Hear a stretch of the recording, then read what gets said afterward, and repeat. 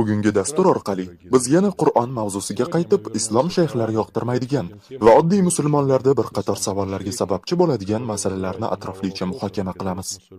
Agar siz turli islomiy davlatlarga tashrif buyurgan bo'lsangiz, u holda ularning ayrimlarida boshqalaridan biroz farq qiladigan Qur'onning mushaflarini uchratgan bo'lishingiz mumkin.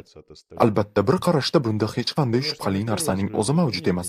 Negaki siz yuqori ehtimol bilan shayxlarning ma'ruzalarida Qur'on 7 xil qiroatda yuborilganini va ularning birortasi ham ma'no jihatdan bir-biriga zid emasligini eshitgansiz.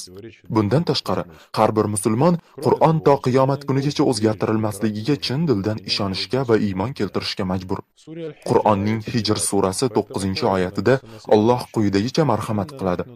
Albatta, zikrni biz nozil qildik va albatta biz unga muhofazachimiz. Juda yaxshi, nima ham derdik? Gar shunday ekan, u holda bugungi dastur orqali Alloh o'z va'dasida qanchalar sobit turganligini atroflicha tahlil qilib ko'ramiz. Bevosita ushbu oyatning tahliliga o'tishdan oldin Qur'onning birligi va o'zgartirilmasligiga oid to'siq o'zi nimalardan iborat ekanini ko'rib chiqsak.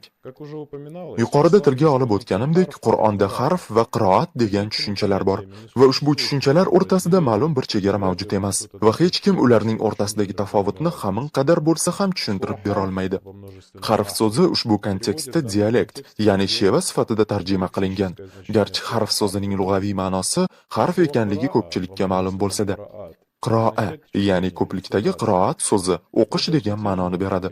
Qur'on kontekstidagi ushbu har ikki so'z o'qish usuli ekanini anglatib turadi. Biroq hozirgacha Qur'on nechta o'qish uslubiga egaligi borasida turli taxminlar mavjud.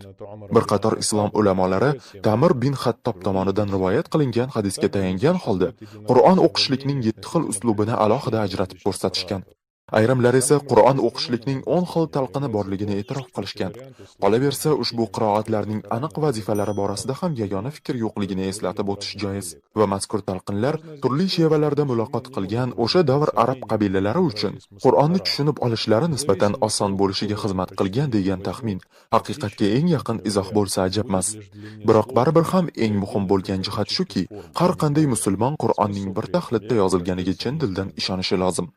Ular Qur'on o'qishlikning qay bir talqiniga murojaat qilishlaridan qat'iy nazar, mazkur talqinlar o'rtasidagi farq faqatgina bo'g'inning uzunligi yoki alohida grammatik ma'noda namoyon bo'ladi. Bundan ortiq emas. Eng qizig'i, uning ma'nosi shunda go'yo o'zgarmay qoladi. Demak, bugungi kunda Qur'onning eng keng tarqalgan turi bu Hafs al-Kufi tomonidan rivoyat qilingan talqini hisoblanadi. Ta'bir joiz bo'lsa, bu Qur'on mushafining eng ko'p yoyilgan turidir. Agar siz ushbu muqaddas kitobning asl arab alifbosidagi talqinini ko'rgan bo'lsangiz, u holda yuqori ehtimol bilan bu aynan Hafs al-Kufi, Hafsa Qur'oniy ekaniga aslo shubha yo'q. Bundan tashqari, asosan Afrikaning shimoliy davlatlarida uchraydigan, ammo shunga qaramay ishonchli sanaladigan Qur'on qiroatining boshqa turi ham mavjud. Ya'ni Nafiya tomonidan yozilgan qiroat. Ushbu qiroat Nafiyaning shogirdi Misrlik Varshdan rivoyat qilingan. Shunga yarasha mazkur qiroat Varsh mushafi deb nomlanadi. Yuqorida tilga olingan ikki mushaf asnosida bizlar Qur'on o'zgartirilmagan degan afsonani chuqur tekshirib ko'rishga ahd qildik. Bu ishni Qur'onning Zuhruf surasi 19-oyatidan boshlasak. Biroq avval Hafsa bilan Varsh Qur'onidagi oyat raqamlari har doim ham bir-biriga to'g'ri kelmasligini eslatib o'tmoqchimiz. Bundan tashqari, Varsh Qur'onida mushafdan bo'lak boshqa joyda uchratishingiz amr-mahol bo'lgan harflarning nisbatan biroz o'zgacha yozilish grafikasiga duch kelishingiz mumkin. Aynan shu bois, uning matni avvaliga biroz g'alatidek tuyulishi ham hech gap emas. Demak, Hafsa talqini bo'yicha oyatning mazmuni quyidagicha yangraydi. Rahmanning bandalari bo'lmish farishtalarni ayollar hisobladilar yoki ularning yaratilishiga guvoh bo'ldilarmi?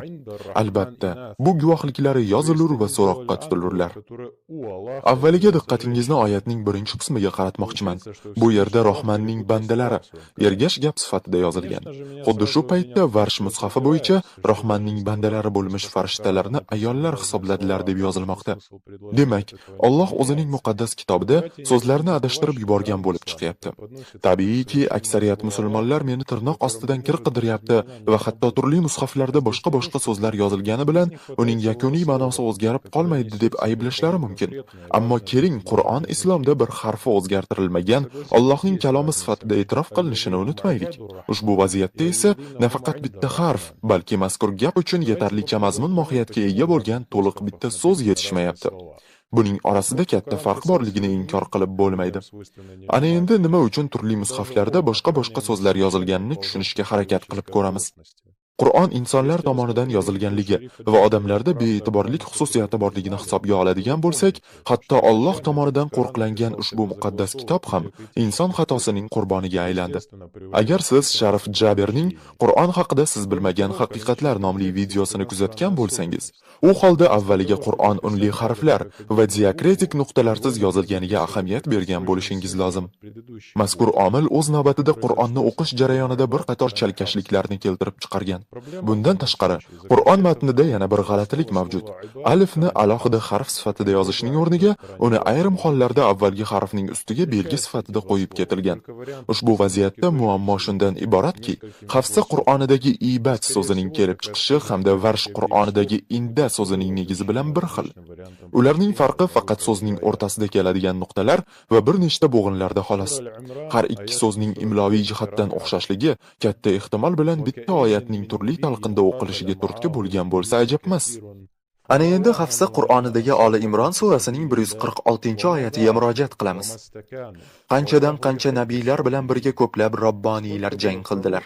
Ular Alloh yo'lida yetgan musibatdan bo'shashmadilar, zaiflashmadilar va bo'ysunmadilar. Alloh sabrlilarni sevadir. Eng avvalo e'tiboringizni ushbu jumlaga qaratmoqchimiz. Qanchadan qancha nabiylar bilan birga ko'plab robboniylar jang qildilar. Endi xuddi shu oyatni Varsh Qur'onidagi oyat bilan taqqoslaymiz va qanchadan qancha nabiylar bilan birga jang qilib shahid ketgan robboniylar deyilganiga guvoh bo'lamiz. Hafsa talqinida qotala, ya'ni jang qilmoq so'zi fe'lning faol shaklida qo'llanilyapti. Biroq Qur'onning Varsh talqinida qotala jang qilmoq so'zi fe'lning passiv shakli qutila ko'rinishida kelyapti.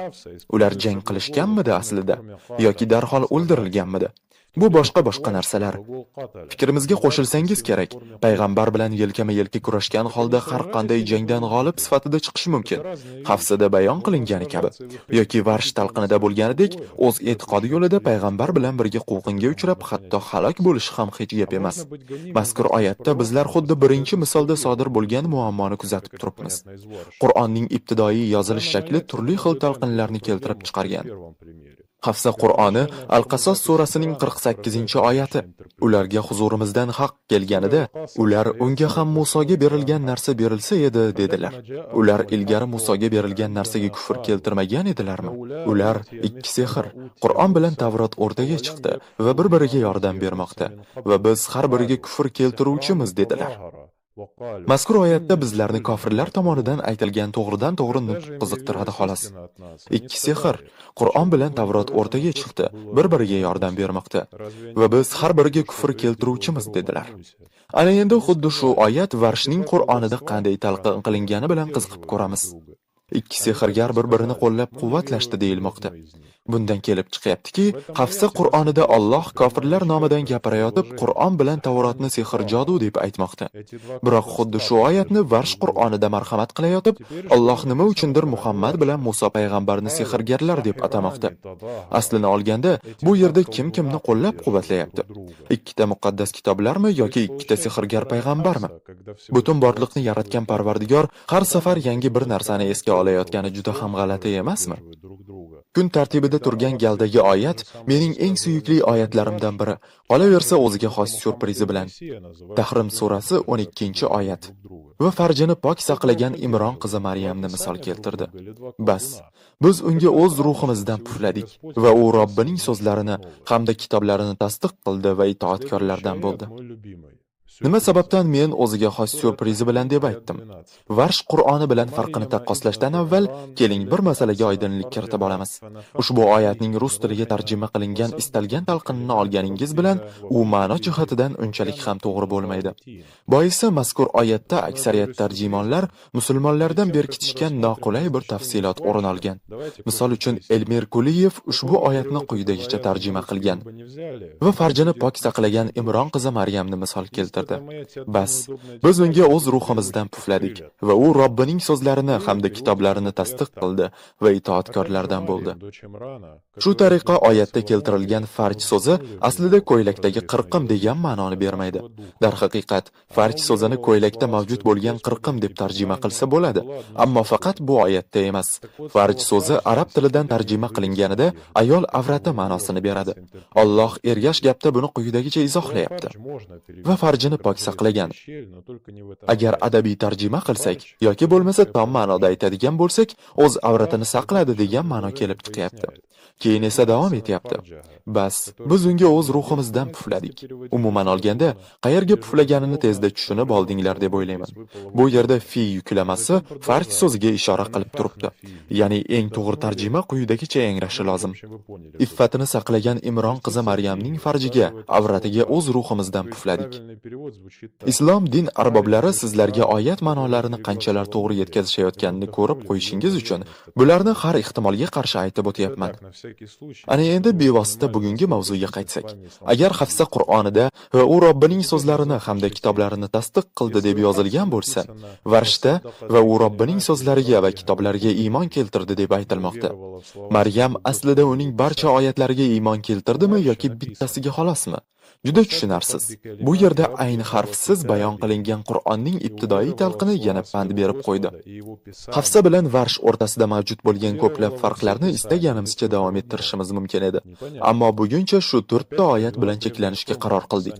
Bugun muhokama qilinmagan boshqa oyatlardagi farqlar ro'yxatini hukmingizga havola qilaman va agar istasangiz, siz ularni arab tilini yaxshi bilgan tanishlaringiz va yaqinlaringiz bilan bemalol mustaqil o'qib chiqishlaringiz mumkin. Ushbu videoni tomosha qilgach, ko'plab insonlar aslida nimalarga e'tiqod qilayotganini yana bir karra chuqur tahlil qilib ko'radi degan umiddaman. Vaqt o'tgan sari islom targ'ibotchilari egallab turgan mavqelarini boy bergan holda, daxlsiz deya e'tirof qilingan dogmalarni qayta ko'rib chiqishga majbur bo'lishmoqda. Agar ular avvallari eng sevimli hisoblagan imtiyoz, ya'ni Qur'onda mavjud bo'lgan ilmiy mo'jizalardan bo'yin tovlashga majbur bo'lishayotgan esalar, kun kelib ular Qur'onning buzilmaganligi va o'zgartirilmaganligi haqida o'zlarini oqlashga urinishlari muqarrar. E'tibor uchun rahmat. Xayr, salomat bo'ling.